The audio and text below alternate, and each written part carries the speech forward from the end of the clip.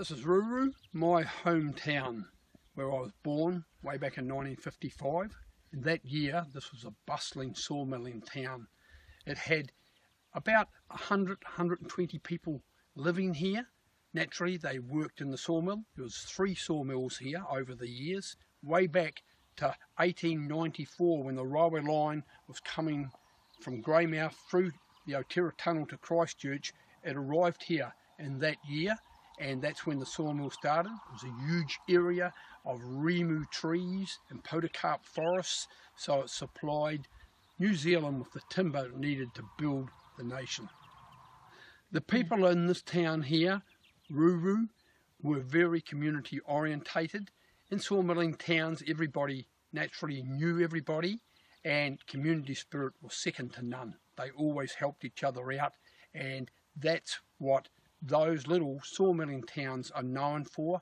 They are scattered up and down the west coast. Today you'll drive through them, there's only a few houses left in them, but once they were thriving communities with a post office, a store, and a very happy group in the community that they loved, because that's what sustained them.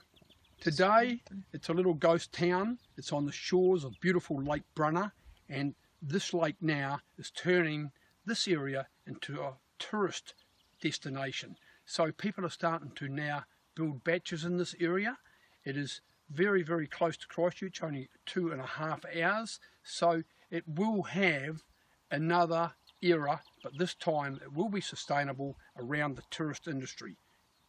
She lived right there, and it was only a small place, but my mother and 11 of her brothers and sisters were all brought up in this house here, and they all worked in the mill, and that's the trees they planted. We used to have all our Christmas parties under the big tree there. We'd have, every Christmas, we'd have up to 40 people here under that tree there, and I can visualise the whole thing still, all those years ago.